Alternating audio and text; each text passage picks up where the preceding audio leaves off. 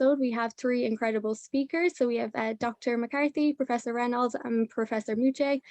And we will be discussing on this podcast gestational diabetes. So we'll get straight into it. So if we could ask you maybe Dr. McCarthy first, just to introduce yourself and give a bit of background and where you're from. Sure. Thank you, Alana, very much for inviting me on to the podcast. So my name is Cathal McCarthy, and I am a lecturer in pharmacology and therapeutics in University College Cork. And then I also have a research team which is primarily interested in women's health, in particular pregnancy complications. And one of the pregnancy complications that we're interested in is gestational diabetes. That's great. Thank you. And Professor Reynolds, if you want to introduce yourself as well. Thank you very much, and thank you, Alana, also for inviting me to join this. So I'm Rebecca Reynolds. I'm Professor of Metabolic Medicine at the University of Edinburgh. So I'm a clinician scientist, and my clinical work is diabetes and endocrinology, and I look after women with gestational diabetes and pregnancy as part of that. And my research is also focused on women's health in pregnancy and the impact of women's health on not only her own, but also her child's long-term health, with a particular focus on diseases such as gestational diabetes. That's great. Thank you. And Professor Muche, if you want to introduce yourself as well. Thank you for the invitation. My name is Achennef Asmamo. I am from Ethiopia, and I'm currently an assistant professor of reproductive health and epidemiology at the University of Gondar. And I'm also a postdoctoral fellow at HASIT project, which is it's a joint project by Ethiopian Public Health Institution, St. Paul, and Harvard School of Public Health. I'm also a fellow of African Research and Development Program. Regarding to gestational diabetes mellitus, my PhD work is focused on maternal health, basically on gestational diabetes mellitus and its effect on maternal and child health outcome. I'm also currently working on that, especially using the array programs to identify the risk prediction model on gestational diabetes mellitus. So I'm very highly interested to focus on the women's health, basically on the gestational diabetes mellitus. Thank you. That's wonderful. So I suppose we'll get straight into the questions. So obviously the most important one is, what is gestational diabetes? Often there's confusion. So Professor Reynolds, I might direct this question to you. If you could just give us a brief understanding of what you think gestational diabetes means. Yeah, so thank you. So gestational diabetes is diabetes that's first recognized in pregnancy. So when somebody becomes glucose intolerant and their blood sugars rise and go above a certain threshold, we can diagnose diabetes in pregnancy. Of course, it's possible that somebody might actually have an underlying type 2 or type 1 diabetes, or even a genetic form of diabetes that first presents during pregnancy, but we can't actually make that diagnosis until after the pregnancy. So the majority of women will be managed as if they have this diabetes that occurs during pregnancy that we call gestational diabetes. For the majority, it will disappear after they have finished their pregnancy, but we will need to assess all women after their pregnancy to be sure that it was true gestational diabetes rather than pre-existing diabetes. Yeah, and I think it's very important to know that it will usually just disappear after pregnancy. I think that's very important to know that it is specifically a pregnancy-related form of diabetes. So I suppose the next question I would have is, how do you recognize that a pregnant woman has gestational diabetes? Dr. McCarthy, if I could hand this over to you, what would you say is the kind of key signs that someone has it?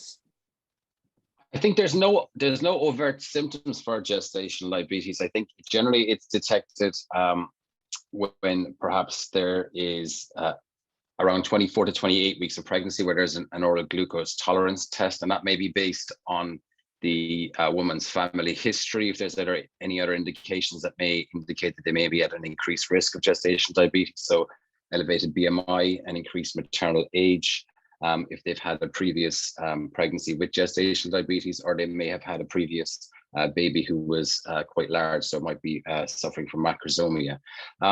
What they do present with is increased thirst, which may be as a result of increased glucose in the urine, so they may have to go to the bathroom a little bit more frequently. They may have a dry mouth, tiredness, but some of these symptoms are evident in other pregnancies, so there's no kind of overt symptoms of gestational diabetes, but generally it will be detected around the 24 to 28 week period of pregnancy. Thank you. Yeah, that's really interesting. Professor Muche, do you have anything to add to that, or do you agree with what was said? Yeah, I agreed for both speakers. What gestational diabetes mellitus is usually it is an hyperglycemia happen at the time of pregnancy. That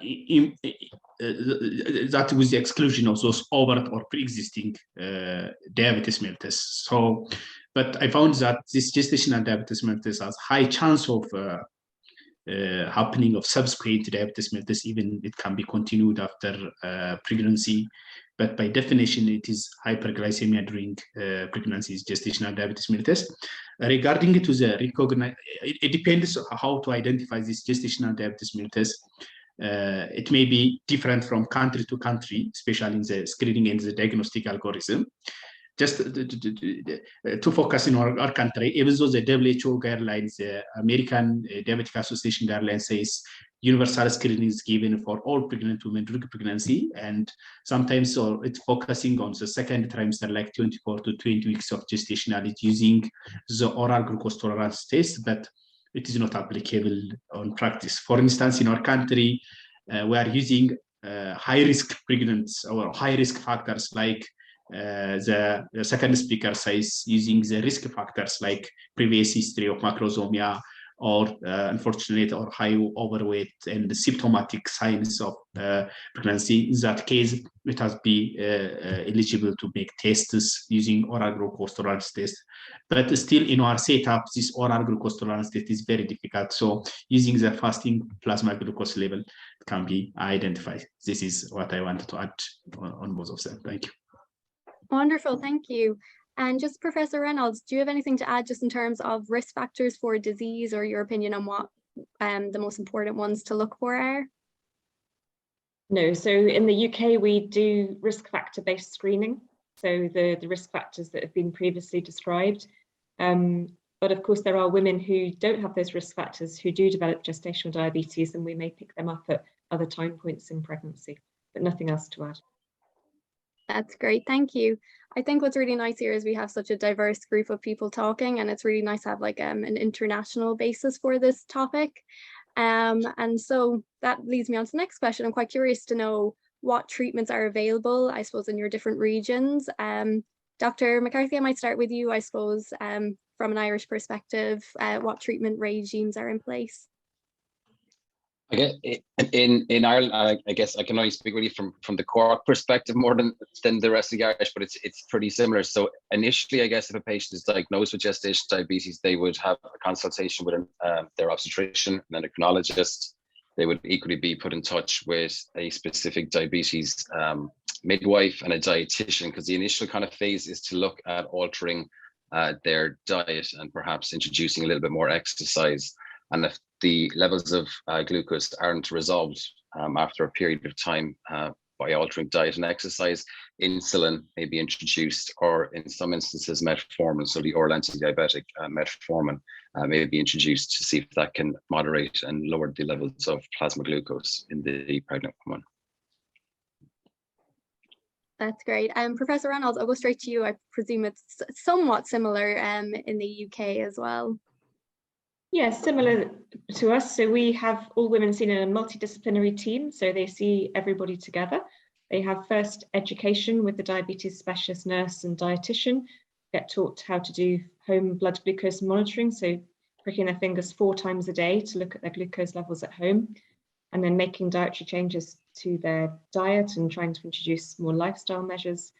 And then they get seen in a multidisciplinary team with the diabetologist, obstetrician, midwife, dietitian, diabetes specialist nurse. And if blood glucose levels can't be controlled with diet alone, then we would usually move to metformin as the first line treatment.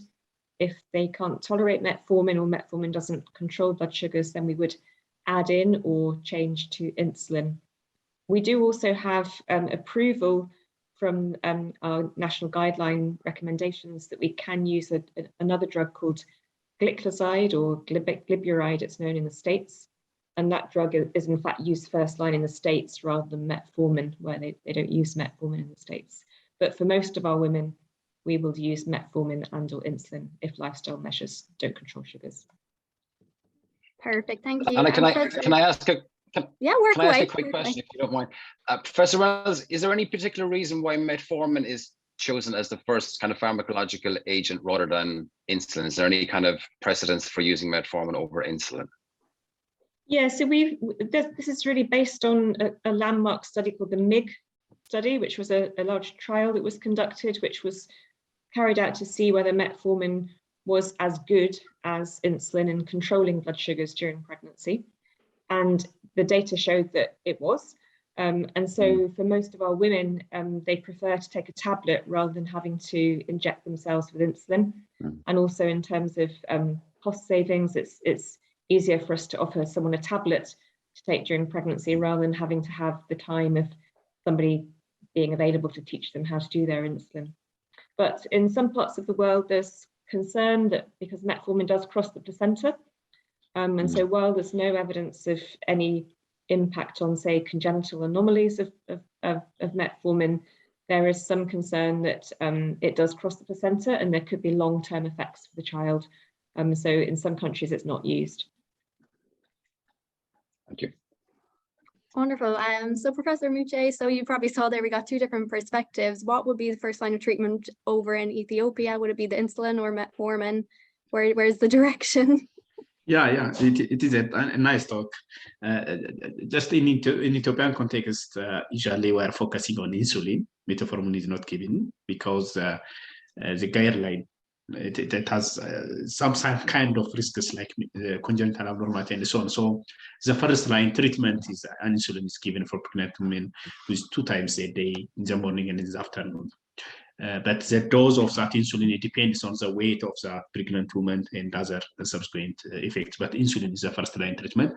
Basically, before we started from the insulin, the lifestyle intervention is the first choice, like the exercise, dietary management is the first thing. But in that case, if the blood glucose level still it is not in the controlling or in the normal range by fearing of the side effects or the complications for the fetus as well as for the pregnant woman, then insulin, but metformin is not given as per my knowledge. That's great. Thank you guys. Really wonderful discussion. And I think from a pregnant woman's point of view, when they find out they're diagnosed with gestational diabetes, the reaction is, what happens to the fetus? What are the implications? Professor Muche, if you want to head straight into that, your point of view of how does gestational diabetes impact on the fetus? Yeah, the impact on the fetus is visible. There are a number of impacts. In fact, the first impact on the child is for the macrosome effects, but due to this overweight, they have subsequent types of complication. It is highly affected, but the first thing is macrosome. But due to these macrosomic effects, especially at birth, a kind of birth asphyxia is also another expected outcome, which a child can be affected. But from the maternal side, even the CS delivery, because of this indication, and other subsequent complications are common. So, in my point of view, this gestational diabetes mellitus has a complication of both of the mother as well as the fetus. I have also seen that newborns or during their adult life, those has already birthed from the pregnant woman, has also high chance of having type 2 diabetes mellitus in the lifelong. So it has visible side effect for both of them. That's great. Thank you. Dr. McCarthy, do you have anything to add in terms of, how the baby might be at increased risk for certain conditions? I guess there is the risk, of childhood increased risk, of childhood overweight. I guess from the maternal perspective, sometimes if a woman has gestational diabetes, she may have to deliver by cesarean section, which can introduce certain additional complications. And even for sometimes the babies, because they're macrosomic, there may be kind of shoulder dystocia involved as well in terms of delivery. And then I guess for the mother and the baby, there is increased, if you have gestational diabetes, it increases your risk of certain other pregnancy complications, such as preeclampsia, which is an elevation in blood pressure. So there's kind of a dual effect sometimes. Sometimes they coexist together. But more often than not, they complete. There's the risk of preterm birth isn't as obvious for gestational diabetes. Most progress to term and most can have a vaginal birth, there is an increase, as I say, because of the size of the baby. Sometimes the obstetrician may decide to perform a cesarean section instead. Perfect. At least there was some bit of reassurance that, the babies can progress to full term. I think that's very nice for pregnant mothers to know if they're diagnosed with the disease. Professor Reynolds, could I just ask you if you have anything to add in terms of both the mother and baby and possible implications on having gestational diabetes? No, I mean, I think the actual outcomes for the babies, certainly in the UK, are actually really good if the mother is diagnosed and picked up and treated. So actual background rates of being born too large are very, very similar to the general population. The ones that are probably most at risk are those who are not diagnosed. And so they're the ones who are more likely to have the complications. And I guess we do encourage all women to have their babies by term. So as the previous speakers have said, they may be more likely to have an iatrogenic delivery, so either induction of labour or cesarean section, just to ensure that we don't go beyond term, because we know that if we go beyond term, there can be an increased risk of stillbirth. So we try to make sure the babies are all born by term. Wonderful. Dr. McCarthy, I might go straight to you. I know Professor Muche kind of briefly touched on it, just how lifestyle factors are important preventative measures. I think obviously that is what a lot of people will be interested in, as opposed to taking medication from the get-go. Yeah, absolutely. I guess it's in consultation, I guess, with a dietitian and a specific diabetes midwife. I guess the advice and education around altering their diet and to reduce, I guess, lots of hard carbohydrates, so that they will obviously increase your blood glucose levels. So weight gain is obviously natural process of pregnancy. So it's not to restrict weight gain, but it's more to monitor and I guess what they are eating and maybe alter their diet. Exercise as well, a moderate kind of increase in exercise as well may be beneficial in terms of altering their lifestyle choice. But a lot of the time it's just to increase education around it, because they may not have been aware of this prior to developing the condition. So it's to increase, I guess, education around altering their lifestyle, which in a lot of cases can kind of maintain the blood glucose at a reasonable level rather than having to add in a pharmacological agent to treat it. Perfect, thank you. So I suppose we'll just move on. So I know, Professor Reynolds, you mentioned that there were screening programs in the UK. I just wonder, Professor Muche, do you have any screening programs over in Ethiopia that are just routine part of normal pregnancy? I know you mentioned obviously there's the oral glucose test for diabetes. I just wonder, is that incorporated? Does every woman get tested for that, or is it just a case-by-case basis? Yeah. In fact, the current NEC guideline, screening of non-communicable disease, including gestational diabetes mellitus, has including in the NEC booklet. But practically, the screening is based on the high risk because of the resource issue. To be honest, oral glucose tolerance test is given in very rare cases. Just they are screening using fasting plasma glucose level. The reason why this oral glucose tolerance test, even from my PhD work, it is very difficult to get 75 gram glucose for all person due to the resource issue. Even the type of glucose and something is also very difficult. So the screening approach is basically on fasting plasma glucose level, but it is not for all pregnant women. Just it is very, very, very selective for those who have a risk factor, like previous history of gestational diabetes mellitus, previous history of having macrosomic babies, or some kind of maternal complication like stillbirth and so on.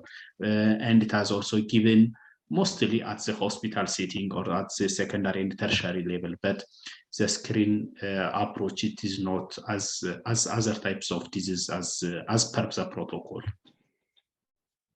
Thank you. Yeah, I suppose that was kind of leading on as well to the next question as to whether is enough being done to, treat these diseases, and I suppose accessibility to treatments.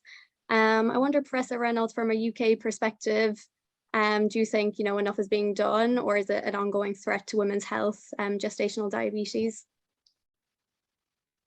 I mean, I think that we have a screening program which currently screens at-risk women. So although we're obviously facing different resource issues. We don't have the resources to screen all women, but that might change over time. I think if a woman does get diagnosed, then the pathways we have are very good.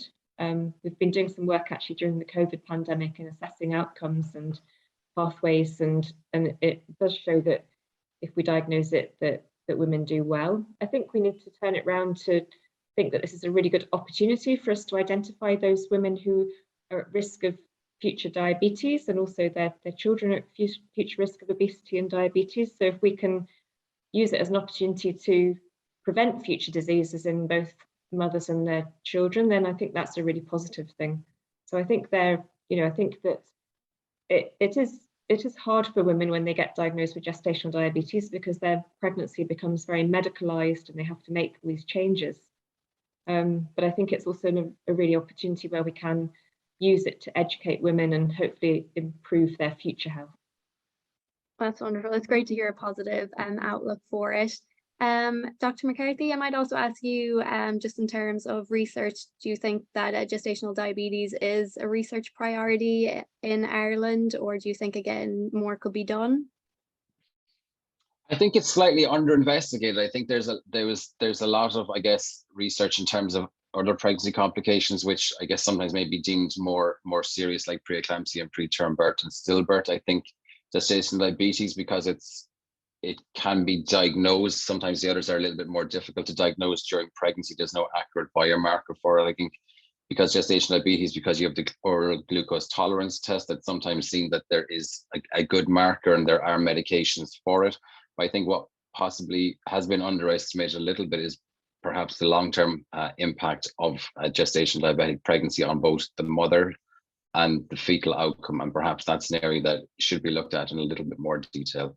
I actually had a quick question. I'm sorry for cutting across, Alana. I had a quick question for both the professors in terms of glycolated hemoglobin is sometimes used in a non-pregnant diabetic detection. And I was curious, have you ever come across the use of the glycolated hemoglobin as a measure, as a more accurate measure of glucose levels rather than the plasma glucose levels that's currently used in pregnancy? And is there any kind of movement towards using that as a marker for GDM?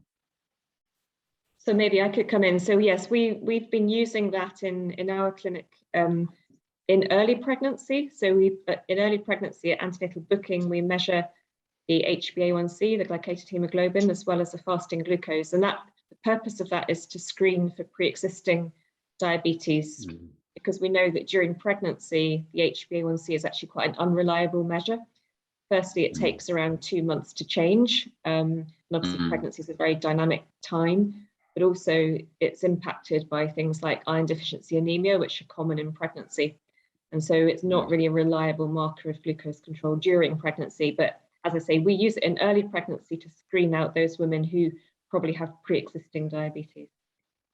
It's obviously a convenient thing to do because you can do it at any time of day. You don't need to be fasting, but it has got its limitations. Maybe from our side, this hemoglobin A1c is not using for the screening approach for gestational day, because we believe that for pre-screening or for before pregnancy, even it is unreliable. Rather, this hemoglobin A1c is using whether the insulin or the management for the treatment of the GDM has in a regular way within 3 months and so on. But we are not using it for the screening as well as for diagnostic approaches of GDM. Professor Mucci, I just might continue with that actually. Is there a lot of research in Ethiopia on gestational diabetes? I know obviously you did the PhD on it, but is it quite, as Dr. McCarthy said, not as much looked at compared to other diseases? Would it be the same there? For our setup, the research regarding the gestational diabetes mellitus is also the most priority issue. Recently, I have attended a conference to prioritize which disease is first for the research purpose. And gestational diabetes is the first in that case. So it is a priority list from the maternal health thematic areas. So it is our more priority. Currently, the gestational diabetes mellitus is increased from time to time, maybe due to lifestyle or the diagnostic approach is changed. There are a number of reasons back, but it is our priority issue. It's actually really interesting to know, I suppose, across the international waters, you know, the different priority lists, I suppose, for certain diseases. I suppose the final question is, you know, what does the future hold, I suppose, for patients, or if you just have any concluding remarks or comments that you'd like the listeners to know, as I said, for the website. So I'll pass it over to maybe Dr. McCarthy. Do you have any closing remarks or anything? I guess one of the features of what we look at the minute, I guess a feature of the research that I'm interested in is we're looking at what we do know from type 2 diabetes, which is a slightly different condition, is that the inflammatory pathway may disrupt the insulin signaling pathway, and that may cause insulin resistance. And we're kind of curious as to whether there's any change in the inflammatory cells in the immune cell populations in gestational diabetes. So that's kind of a current area of interest of mine. I'm curious as to whether is there an alteration in the inflammatory cells? Do they produce more mediators which may affect the insulin signaling pathway in adipose tissue and so forth in women with gestational diabetes? So that's something we're currently looking at as an alternative, really kind of just as an additive in terms of kind of, I guess, figuring out the pathophysiology of the disease a little bit more. That's what we're kind of currently working on, is looking at that. And we've kind of done a little bit of preliminary evidence. We've been fortunate enough to take a little piece of visceral adipose tissue from the women that we recruit to the research study. And what we found is that the size of the adipocytes isn't any bigger. It's in fact a little bit smaller. So they haven't really adapted to the increase in BMI, and they haven't really adapted to cope with the elevated glucose levels. So what happens is that perhaps there's an over efflux of lipid and they get increased triglycerides. So we're kind of curious as to what the adipose tissue does in gestational diabetes. So we're kind of fortunate to be able to take a piece of that tissue from our recruited patients. So that's kind of the current area we're looking at. And I guess it's future work in the area is looking really around, I guess, the follow-on from women who've had gestational diabetes, because I guess once the pregnancy is over, what's the follow-up period for them like, and are they at an increased risk of other cardiometabolic implications that perhaps their GP may not be aware of in 10 years' time when they're presenting with particular maybe cardiovascular complications, that they may be asked the question, did you have, you know, GDM during pregnancy? Is that a risk factor? Does that increase? Is there a link between their earlier pregnancies and their future health outcome? That's really interesting. I know it's obviously only you're doing preliminary work, but it'd be really interesting to see, I suppose, the outcome of it. Professor Reynolds, I might ask you, is there any long-term studies going on in the UK? As Dr. McCarthy said, just looking at, I suppose, the implications on the mother and the baby in the long term or a few years after diagnosis? So I think that, I mean, there are some studies that are ongoing, but as others have mentioned, it's actually an area that is pretty underfunded for research, and arguably we should be funding more studies. Certainly we've got capacity within the UK to do data linkage studies, so we can link the data of women in pregnancy and then follow them up over time to look at outcomes. And that's some of the data that's already been described, demonstrates this very increased risk of, tenfold increased risk of developing type 2 diabetes over 5 years after having a pregnancy with gestational diabetes. I think that where the future is going is potentially us, as Dr. McCarthy says, trying to be less glucose centric, so trying to bring in all the other factors that might be making somebody's pregnancy with gestational diabetes more or less complicated. And that's where this area of precision medicine is really the direction of travel, so that people have a much more personalized treatment. And you know, there may be arguably those people who have much milder levels of hyperglycemia in pregnancy who maybe don't need to have all this intense treatment that we're currently giving to everybody. That's the direction I'd like to see it going. Thank you so much. And Professor Mute, do you have any future recommendations or hopes for the future, I suppose? Yes, what I understand is the gestational diabetes mellitus, like other non-communicable diseases, it's already well known in developed nation. But now those low resource setting, the low and the middle income countries, sub-Saharan African countries, and so on, has really the burden become increased from time to time. So it is a time to think about gestational diabetes mellitus at low resource setting. And also developing model of care for gestational diabetes mellitus is also because lifestyle intervention, it has to be in the contextual manner, context rather than adopting other guidelines from WHO and so on. It is good to develop in the setting which pregnant women can easily accept it and can easily practice. And it depends on the culture, the lifestyle, the dietary, and so on. So context-based research is needed on the gestational diabetes mellitus, the reasons and its model of care. Additionally, it is good to look why this gestational diabetes mellitus has a high chance of for other subsequent diabetes mellitus, even after pregnancy, after 5 to 10 years and so on. It can be like type 2 diabetes mellitus and others. So it is good to check, is that due to genetic difference or other things, identify the exact reasons, the exact causes of the hyperglycemia at gestational, at pregnant level. Is also good to understand after a certain period of time, like type 2 diabetes mellitus. So focusing on that part is my future recommendation.